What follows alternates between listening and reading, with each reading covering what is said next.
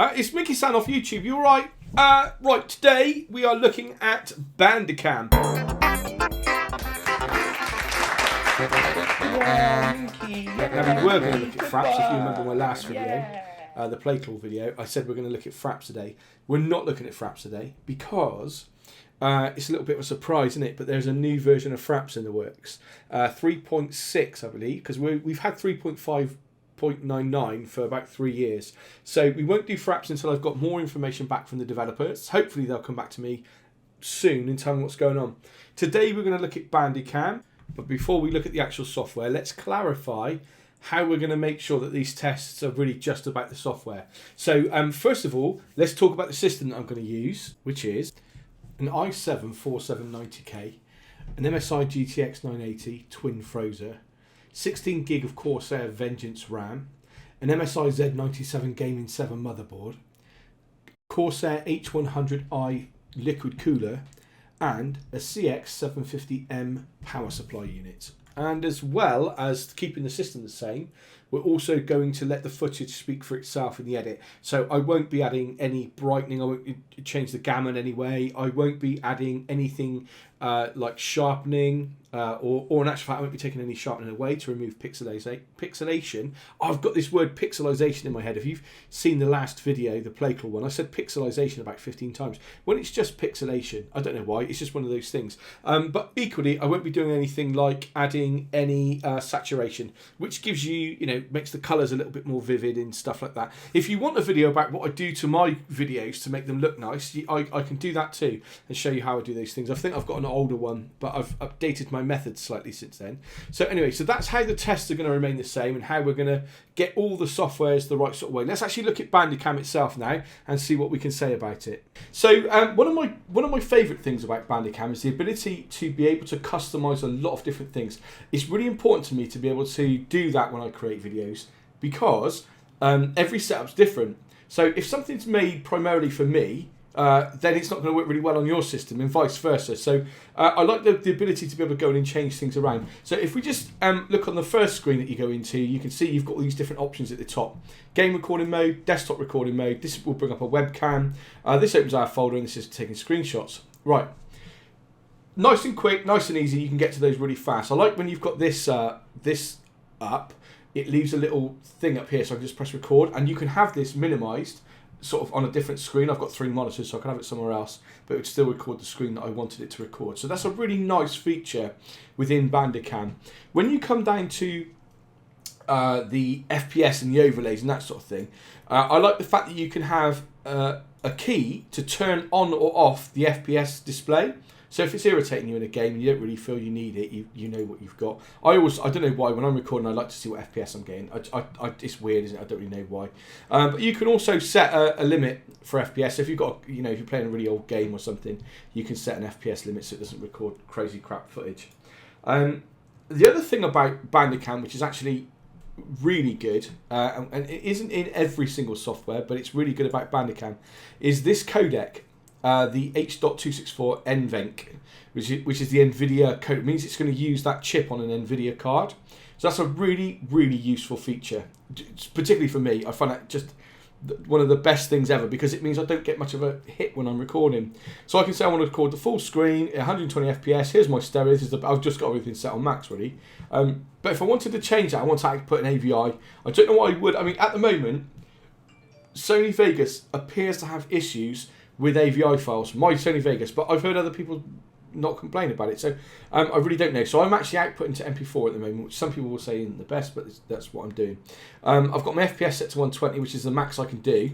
I've got the quality set to 100, which is the max I can do. I want to try and give you a representation of what's actually on screen, and here I am using the NVIDIA, blah, blah, blah, blah. Now I've tried this codec, which apparently does something special.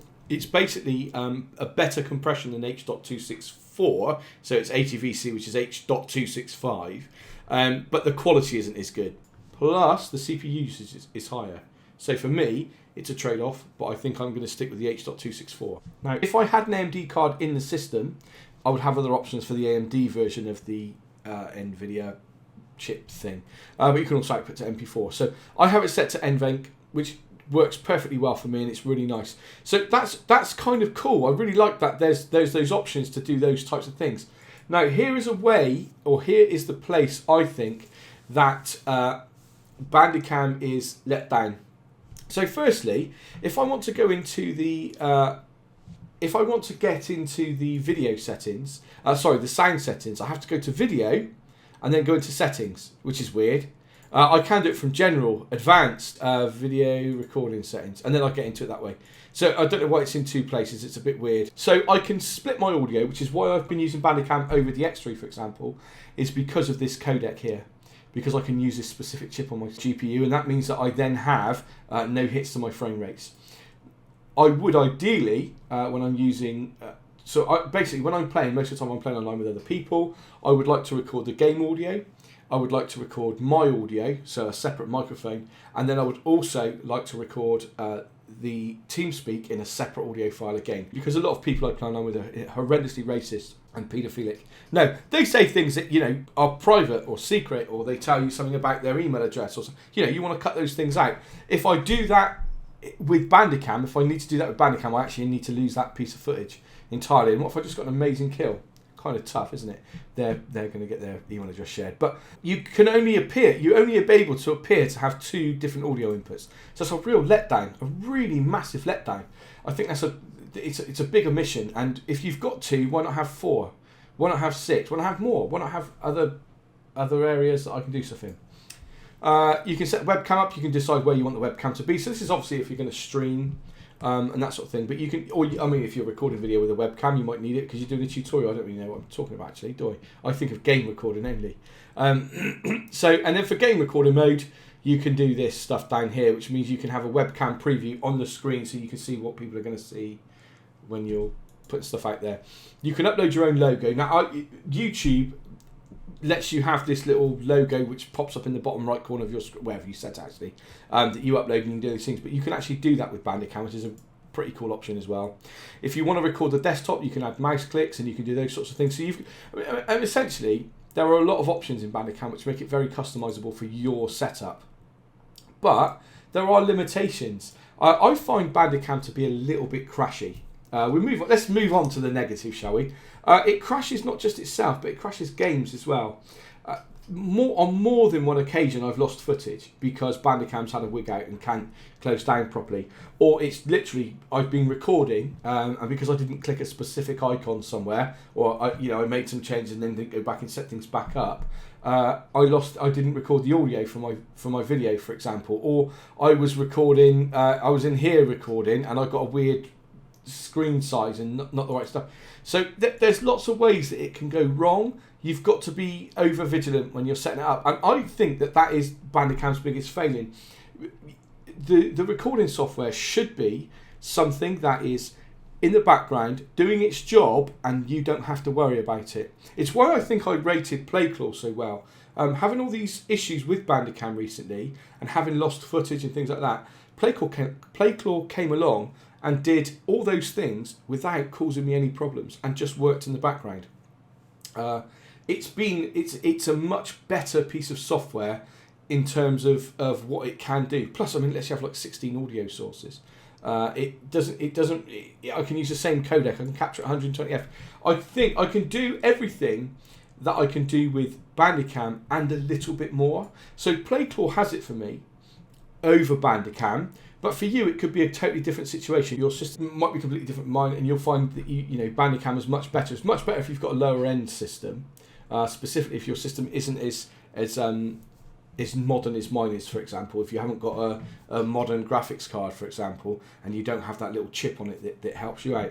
So there is a lot to be said for Bandicam. And prior to using PlayClaw, Bandicam, and I was mixing between 90% Bandicam and 10% DX3. Because every now and again, Bandicam will not hook into a game. For love or money, it won't hook into a game. So I think that's to do with the way that it hooks in. You have to click the target window, where a lot of games now have a launcher. So it will hook onto the launcher. Or if you've got Outlook open, it will hook onto Outlook. And you can't seem to get it back to the game until you sort of restart.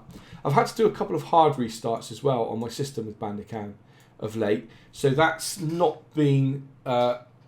a benefit. Let's say that it's not a benefit when I've got to mess around and do things like that, when actually the thing that I want to do is just get on and record videos.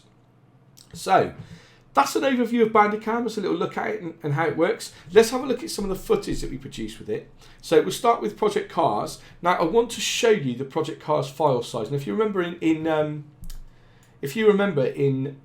Playclaw, the file that we had, which was this one, the file that we resulted in was about 687 meg.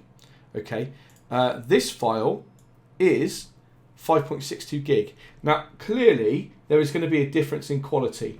What I've done in Playclaw subsequently is played around a lot more and found that I can actually get, as good as Bandicam quality with slightly smaller file sizes, but they are bigger than the 600 meg, obviously. But okay, so let's have a look at the footage.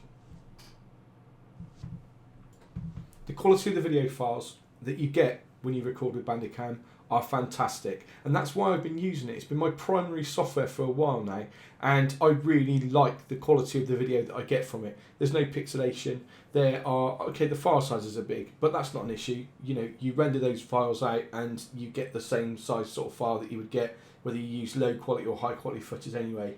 So it's not really an issue for me. I've got plenty of space. I've got a 4 terabyte hard drive that I record video to. If you've got limited space, then it could be a consideration, something you may want to think about. What sort of file sizes am I going to be playing with, and what sort of file sizes am I going to have to work with? Specifically, I've got 16 gig of RAM, so if you've only got sort of 4 or 8, then you're going to have a problem working with huge file sizes within something like Sony Vegas. But that said, if you want to get the best quality, you're going to have, there's going to need to be some compromise somewhere. So that for you could be the fact that you've got to work with large file sizes, and it just takes you a little while longer to render. The video files that I render, they take me, upwards of 5 hours sometimes to get a good quality video out. And if I've made a really long video, it can be even longer than that. Let's move on to Battlefield, which is obviously a more modern game. And so here you can see lots of movement, lots of particles, lots of things going on screen, and still very high quality. Now again, just to reiterate, I'm not doing any sort of after effects with this video whatsoever. There is no after post-processing anything being done. This is exactly the footage that I got. Ordinarily, like I say before, I would increase the saturation very slightly. I would either sharpen or decrease the sharpening depending on how the footage looked to make sure there wasn't any pixelation. And I would also probably increase the gamma a little just to make sure that you can see what's happening, because often when footage, particularly with the X3, when it's rendered out, it can be that much darker.